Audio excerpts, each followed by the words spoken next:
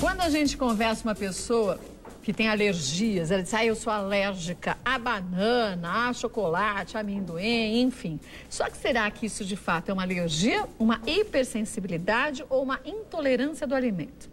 É tanta coisa para a gente pensar que hoje a gente vai até desmistificar esse assunto para você entender direitinho e poder até ficar um pouco mais atenta à sua alimentação, que é isso que vai te ajudar a compreender que pequenas alterações podem fazer toda a diferença na nossa saúde e no nosso dia a dia também. Para nos auxiliar perfeitamente, o Dr. Fábio Griciunas, que é biomédico e fisiologista, está com a gente. Seja muito bem-vindo. Obrigado pelo convite, obrigado pela sua presença aqui também. Obrigada, a gente que agradece. Agora, quando a gente fala em hipersensibilidade, intolerância, alergia, a maioria das pessoas faz uma confusão. Acho que tudo isso é uma coisa só, né? Vamos tentar explicar por onde nós vamos caminhar. O que é intolerância, ou incompatibilidade, ou hipersensibilidade? Isso é um termo genérico bastante amplo. Dentro dessa terminologia, nós temos outros segmentos, outros canais. Então, dentro da incompatibilidade, nós podemos ter as alergias. As alergias podem ser imediatas ou tardias. Então, imediatas é aquele alimento que eu como ou qualquer coisa que eu tenha contato que me dá alergia, logo fico empipocada, respiro mal. O processo de alergia, ele é mediado por uma imunoglobulina, por um anticorpo do grupo E, assim, falando para o leigo. E essa reação é imediata. Então, por exemplo, eu como peixe e rapidamente eu incho. Então, isso é uma reação alérgica. Então, isso vai liberar uma série de substâncias e que o organismo vai agir em cima dela. A intolerância ou incompatibilidade ou hipersensibilidade, ela não é imediata. Ela não acontece com aquele alimento que nós acabamos de comer. Com alimento, por exemplo, comi banana e me senti empanturrado. Então, isso é um processo digestivo. Então, enzimas e ácidos e sucos gástricos estão trabalhando e estão digerindo a banana. Mas, daqui a 3 dias, eu passo a ter uma dor de cabeça. Eu nem vou lembrar da banana. Eu vou lembrar da banana? Não. Então, provavelmente, pode estar associado à banana. Então, o nosso sistema imunológico, que é um anticorpo do grupo G, reconhece essa proteína da banana como uma proteína estranha e vai lá e neutraliza essa proteína. À medida que nós vamos comendo com frequência e quantidades, nós não conseguimos neutralizar todas essas proteínas. Então é como se uma parte dessa proteína ficasse viva me atrapalhando. E o nosso intestino é o nosso principal órgão. Nós só temos 2 portas de entrada. Ou via olfativa, via respiratória, ou boca. Pele, não, eu preciso de um veículo. E essa proteína vai chegando no intestino e vai pegando a primeira camada de células do intestino e vai irritando, vai formando um processo inflamatório. E essa inflamação, ela vai aumentando a permeabilidade. Aumentou a permeabilidade, os anticorpos vêm lá e começam a sequestrar o que a gente chama de antígeno, que é essa proteína indesejável. Uma hora vai sobrar esse imunocomplexo, antígeno mais anticorpo, que o nosso mastócito, o nosso neutrófilo não consegue mais quebrar. Esse imunocomplexo vai ser jogado ou vai ser dirigido para um órgão qualquer, por homologia estrutural. Então, como se ele fosse, o fígado fala assim, contaminado. Eu falo assim, o fígado, isso não é meu, manda lá para o pâncreas. O pâncreas, tá bom, eu vou ficar com esse negócio, daqui a pouco dói o pâncreas. Vou mandar para a tireoide, vou mandar para E aí você pode ter problema em qualquer órgão. Então desde uma unha quebradiça, tem um processo neurológico grave.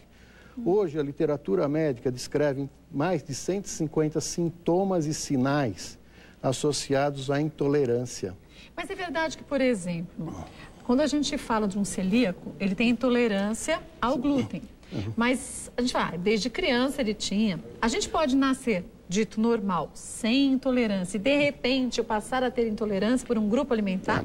Então, o celíaco, ele tem uma doença inflamatória e que ele já recebeu essa informação. Essa informação está não no genoma dele, mas numa estrutura chamada histona. Então, ele tem essa informação e ele pode... Essa informação do pai cruza com a da mãe e gera essa doença. Nós somos seres individuais, tanto que nós temos impressão digital. Nós nunca tratamos nutricionalmente 2 celíacos da mesma forma. Ah, não? O grande agressor ao celíaco é trigo, glúten, cevada. E o glúten está presente em tanta coisa, o glúten está presente em quase todos os grãos. Mas o celíaco ele pode desenvolver esse processo inflamatório junto com outro alimento. Então, nós tiramos os grãos dele, desculpa, tiramos os cereais que ele ingere, mas deixamos ele comendo outros alimentos que são também agressivos a ele. E o sistema imunológico está montando. Pode ser o leite, pode ser qualquer outro alimento? Pode ser diferente? Batata. Batata? Batata parece tão inocente. Minha avó dizia assim, sopa de batata e conselho não faz mal para ninguém. Pois é. Nós temos um colega em Brasília que ela é intolerante ou incompatível ou hipersensível à batata. Ela desde menina, demorou para perceber, incha. Tem coceira, que não é característica de incompatibilidade. Mas no caso dela, sim. Aí ela descobriu muito tempo depois que era batata. Tira a batata da dieta dela, não acontece nada. Eu acompanho um paciente de Curitiba que é intolerante a cenoura, ovo, tomate, arroz coitado. e peixe. Tudo isso? Ele trabalha dentro de uma área de informática, de uma área de TI, numa tensão, num ritmo de trabalho bastante intenso. E tem diarreia constante. Então, ele associa a diarreia a tensão nervosa. A alimentação dele também, porque ele come em restaurante asiático 4 ou 5 vezes por semana. Ele adora comida asiática. Então, ele atribui isso à qualidade do peixe, à qualidade do alimento que ele comeu. E não era nada. E não é. Aí, ele tem junto com esse quadro, ele tem cefaleia. Então, a tensão do trabalho dele. E a rinite, porque é como aqui o estúdio. O estúdio tem ar-condicionado, uma unidade de computação também trabalha com 15, 16 graus. Isso, né? Então, ele entra e sai várias vezes. Então, esse choque térmico provoca uma rinite. Não era nada nele. disso. Não, e era nutricional. Mas tem como a gente fazer um exame, até antes da gente entrar no ar? O Fábio furou meu dedo, pegou um pouquinho de sangue para a gente fazer o exame, até para a gente mostrar. Tá. Há um tempo atrás, eu tive problema intestinal, uns 2 anos e pouco atrás. E eu fiz o tratamento que eu estava intolerante ao glúten, ao açúcar, ao leite, a uma parte de coisas. Fiquei 3 meses sem consumir nada disso. E voltei aos poucos a consumir. Então, uma vez intolerante, eu vou ser intolerante a vida inteira? Não. O que a gente tem que mudar na nossa dieta são hábitos, costumes e vícios. Então, no exame que você fez, ele mostrou claramente isso. Você reduziu a sua ingestão de cereais e de glúten, de fermentos, mas aquela cicatrizinha sorológica, aquele baixo nível de IgG, ela está presente. Quer dizer, faz assim, parte da minha vida aqui. Se eu aumentar, eu vou responder. Se você me provocar, eu respondo. Então, no seu teste, por exemplo, o fermento é muito claro. Se eu como pão demais... É muito claro. Dá dor de cabeça mesmo.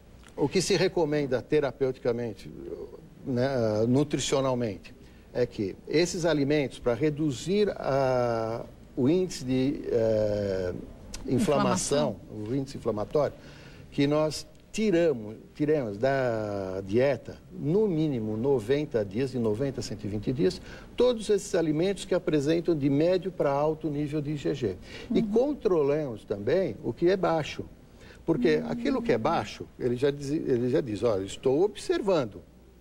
Nesse observar, se você aumentar a quantidade e frequência, Pronto, você está agredindo. Ativa. Então, o sistema imunológico vai montar esse imunocomplexo e vai depositar. Então, o processo de intolerância é mais ou menos assim. Imagina você usando um sapato que te aperte. Hoje ele aperta, mas eu resisto um pouco. Então, aí você resiste um pouquinho, ele vai formar uma inflamaçãozinha, tá? Mas amanhã você usa esse mesmo sapato, depois de amanhã. E aí você, para não doer o pé, você passa a pisar errado. Você passa a inclinar a sua coluna. A sua coluna reflete no seu pescoço. E aquilo vai te dar um desconforto e uma dor de cabeça. Aí todo mundo cuida da dor de cabeça. Mas não cuida da causa, né? Cuida da sua coluna, cuida do seu pescoço, mas ninguém perguntou que sapato você usava. É verdade. Então, os testes de intolerância alimentar funcionam assim.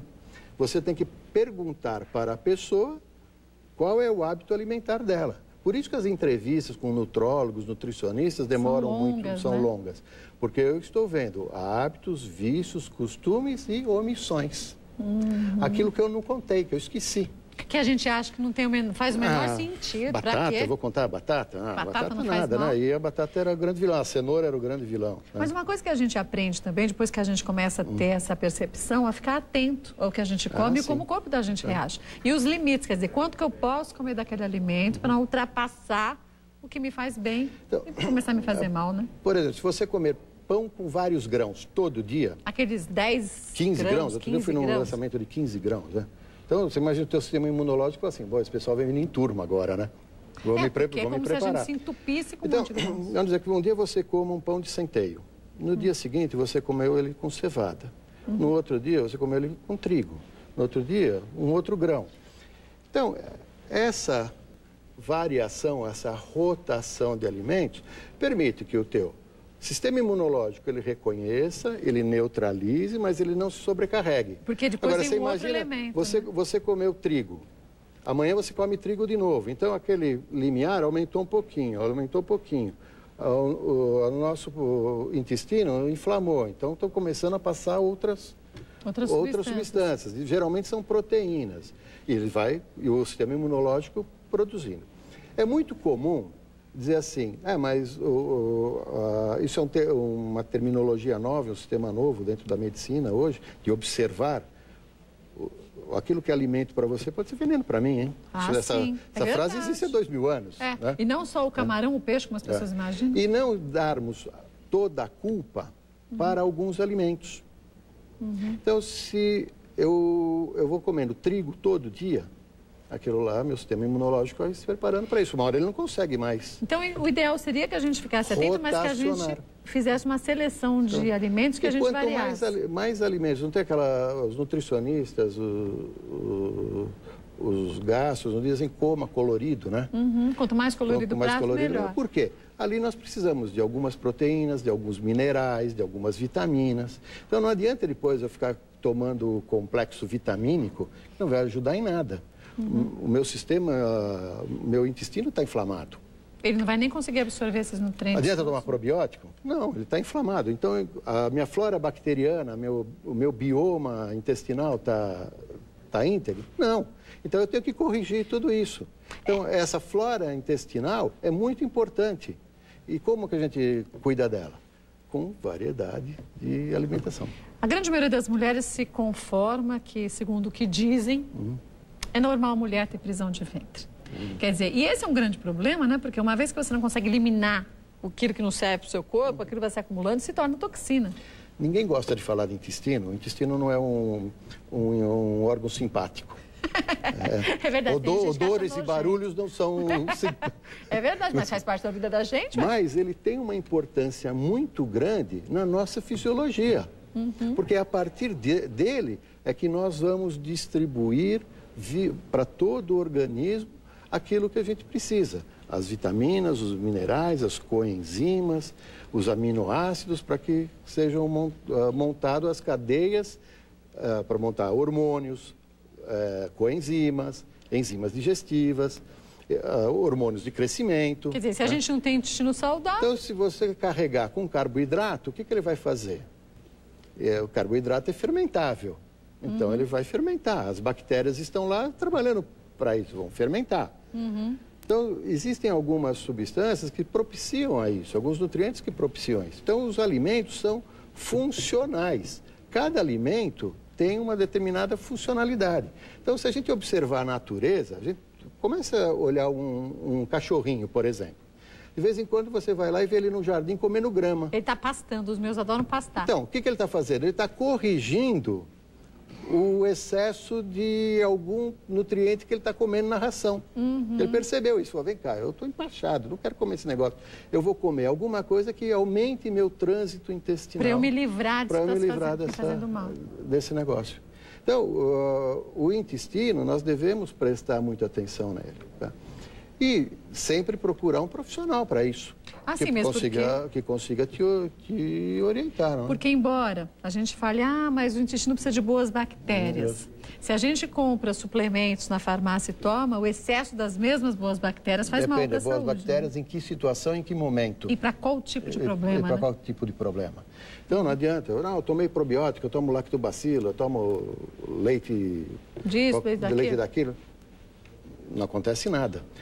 Existe na história da medicina chinesa um especialista que cuidava do imperador, que cuidava do cocô do imperador. Ele pegava o cocô do imperador e analisava? Ele olhava, não, todo dia. Ele pegava, olhava assim, ele está ressecado hoje, ele está com diarreia hoje. Então muda o quê? A alimentação. Dieta.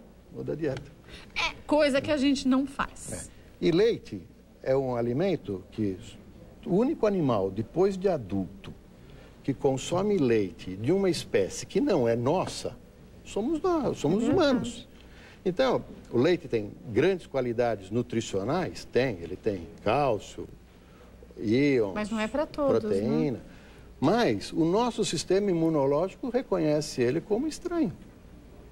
Quer dizer, então, somos os únicos mamíferos que mamam até morrer, né? Enquanto os outros mamam...